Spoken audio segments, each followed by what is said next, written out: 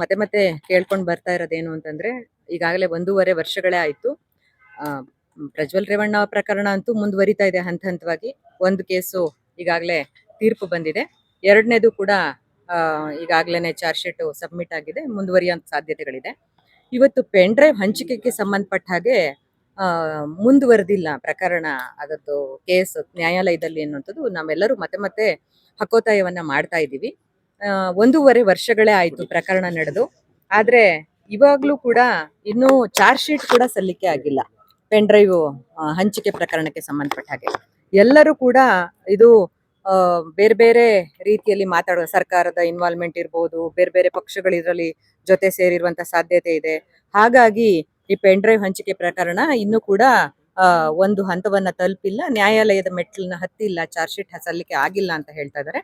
ನಾವು ನೀವೇ ಮಾಧ್ಯಮದವರು ಮತ್ತು ನಾವೆಲ್ಲರೂ ಮಾತಾಡ್ದಂಗೆ ಮೊನ್ನೆ ತಾನೇ ಮಹಿಳಾ ಆಯೋಗದ ಅಧ್ಯಕ್ಷರು ಬಂದಾಗ ಕೂಡ ಈ ಪ್ರಶ್ನೆಯನ್ನ ಮಾಡಿದೀವಿ. ಅವರು ಕೂಡ ಇಲ್ಲ, ಪೆನ್ ಡ್ರೈವ್ ಹಂಚಿಕೆಗೆ ಸಂಬಂಧಪಟ್ಟ ಹಾಗೆ ನಾವು ಹೋರಾಟಗಾರರ ಹಕ್ಕೊತ್ತಾಯದ ಮೂಲಕ ನಾವು ಪ್ರಶ್ನೆಯನ್ನ ಮಾಡಿ ಪತ್ರವನ್ನು ಕೂಡ ಬರ್ದಿದೀವಿ SITಗೆ ಅಂತ ಕೂಡ ಹೇಳಿದ್ದಾರೆ.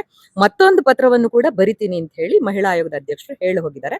ನಾವು ಹೋರಾಟಗಾರರು ಕೂಡ ನಮ್ಮ ಕಡೆಯಿಂದ ಎಲ್ಲಾ ಪ್ರಯತ್ನಗಳನ್ನ ಮತ್ತೆ ಮತ್ತೆ ಮಾಡ್ತಾನೆ ಇದೀವಿ, ಹಕ್ಕೊತ್ತಾಯವನ್ನ ಮಾಡ್ತಾ ಇದೀವಿ. ಪೆನ್ ಡ್ರೈವ್ ಹಂಚಿಕೆಗೆ ಸಂಬಂಧಪಟ್ಟ ಹಾಗೆ ತಕ್ಷಣದಲ್ಲಿ ಚಾರ್ಜ್ ಶೀಟ್ ಸಲ್ಲಿಕೆ ಆಗ್ಬೇಕು. ಪ್ರಕರಣ ಈ ಪ್ರಕರಣ ಯಾವ ರೀತಿ ಮಾಜಿ ಸಂಸದರ ಈ ಅತ್ಯಾಚಾರ ಪ್ರಕರಣ ಯಾವ ರೀತಿನಲ್ಲಿ ತ್ವರಿತಗತಿಯಲ್ಲಿ ನ್ಯಾಯಾಲಯಕ್ಕೆ ಹೋಯ್ತು, ಅದೇ ರೀತಿನಲ್ಲಿ ಈ ಪೆನ್ ಡ್ರೈವ್ ಹಂಚಿಕೆ ಪ್ರಕರಣ ಕೂಡ ಅತ್ಯಂತ ತುರ್ತಾಗಿ, ಈಗಾಗಲೇ 1.5 ವರ್ಷಗಳಾಗೋಯ್ತು, ಚಾರ್ಜ್ ಶೀಟ್ ಸಲ್ಲಿಕೆ ಆಗಿಲ್ಲ. ತಕ್ಷಣದಲ್ಲಿ ಇದಕ್ಕೆ ಒಂದು ಎಂತದು ನಾವು ಅಂದ್ಕೊಂಡಂತಹ ಒಂದು ಉತ್ಕೃಷ್ಟವಾದಂತಹ ತೀರ್ಪು ಇದಕ್ಕೆ ಬರಬೇಕು ಅನ್ನುವಂಥದ್ದು ನಮ್ಮೆಲ್ಲರ ಹಕ್ಕೊತ್ತಾಯ.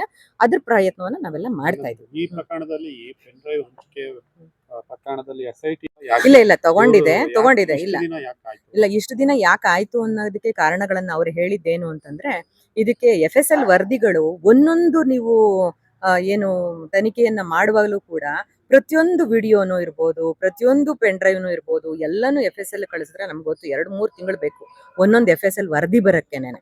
ಹಾಗಾಗೇನೆ ತುಂಬಾ ತಡ ಆಗಿದ್ದು FSL ವರದಿ ಬರೋದು ತಡ ಆಗಿದೆ ಅನ್ನೋ ಕಾರಣಕ್ಕೆ ಹೊರತು ಬೇರೆ ಇನ್ಯಾವುದು ಉದ್ದೇಶಗಳು ಇಲ್ಲ ಅಂತ ಅವ್ರು ಹೇಳ್ತಾ ಇದ್ದಾರೆ. ಈಗಾಗಲೇ ಇಲ್ಲಿಂದ ನಮಗೆ ಗೊತ್ತಿರೋ ಮಾಹಿತಿ ಪ್ರಕಾರ 5,000 ಪುಟಗಳಷ್ಟು ಚಾರ್ಜ್ ಶೀಟ್ಗೆ ಸಲ್ಲಿಕೆಯ ವರದಿಯನ್ನ ಕೊಡಲಾಗಿದೆ.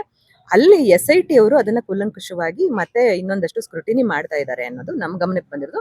ಅದಕ್ಕೆ ಬೇಕಾಗಿದ್ದ ಪೂರಕವಾದಂತಹ ಏನೋ ಸಾಕ್ಷ್ಯವನ್ನ ಎಲ್ಲವನ್ನೂ ಕ್ರೋಢೀಕರಿಸಿದ ನಂತರ ಅದನ್ನ ಚಾರ್ಜ್ ಶೀಟ್ ಸಬ್ಮಿಟ್ ಮಾಡ್ತೀವಿ ಅಂತ ಹೇಳಿದ್ದಾರೆ. ಇದನ್ನು ಕೂಡ ತ್ವರಿತಗತಿಯಲ್ಲಿ ಆಗ್ಬೇಕು ಅನ್ನೋದು ನಮ್ಮ ಹಕ್ಕೊತ್ತಾಯ ಆಗಿದೆ. ಯಾಕೆಂದ್ರೆ ತಡ ಮಾಡಬಾರ್ದು, ಇದನ್ನ ತಡ ಮಾಡಿದಷ್ಟು ಕೂಡ ಅನ್ಯಾಯವನ್ನ ಮಾಡಿದಾಗತ್ತೆ ಸಂತ್ರಸ್ತೆಯರಿಗೆ ಅನ್ನೋದು ನಾವೆಲ್ಲರೂ ಮತ್ತೆ ಮತ್ತೆ ಒತ್ತಡವನ್ನ ತರ್ತಾ ಇದ್ದೀವಿ ಸರ್ಕಾರದ ಮೇಲೆ. ಇಲ್ಲ, ಹೋರಾಟಗಾರರ ಪರವಾಗಿ ನಾವು ಅವಾಗ್ಲೇನೆ ಪತ್ರವನ್ನ ಕಳಿಸಿ ಅವರು ಮಹಿಳಾ ಆಯೋಗದ ಮೂಲಕ SITಗೆ ಕಳಿಸಿದೀವಿ. ಅವರು ಪಾಸಿಟಿವ್ ಆಗಿ ನಾವು ಹೇಳಿದ್ರೆ, ಮತ್ತೆ ಇನ್ನು FSL ವರದಿಗಳು ಬಂದಿರಲಿಲ್ಲ ಆ ಟೈಮಲ್ಲಿ. ಮತ್ತಿನ್ನೊಂದು ಪತ್ರವನ್ನು ಕೂಡ ಮಹಿಳಾ ಆಯೋಗದ ಅಧ್ಯಕ್ಷರು ಮಾಡಿದ್ದಾರೆ. ಮಾಡ್ತೀವಿ ಅಂತ ಮೊನ್ನೆ ನೀವು ಪ್ರಶ್ನೆಗಳು ಮಾಡಿದಾಗ್ಲೂ ಕೂಡ ನಿಮಗೂ ಕೂಡ ಹೇಳೋಗಿದ್ದಾರೆ. ಈಗ ಮತ್ತೆ ಇನ್ನೊಂದು ಪತ್ರವನ್ನ ಅವರು ಬರೆಯುವಂತ ಸಾಧ್ಯತೆಗಳು ಇದೆ. ಇದು ಕೂಡ ಪಾಸಿಟಿವ್ ಆಗೇನೆ ಬರುತ್ತೆ ಅನ್ನುವಂಥದ್ದು, ಮತ್ತೆ ನಿಷ್ಪಕ್ಷಪಾತವಾದಂತಹ ಏನು ತೀರ್ಪು ಇದಕ್ಕೂ ಕೂಡ ಬರುತ್ತೆ ಅನ್ನೋದು ನಮ್ಮೆಲ್ಲರ ಅಭಿಲಾಷೆ.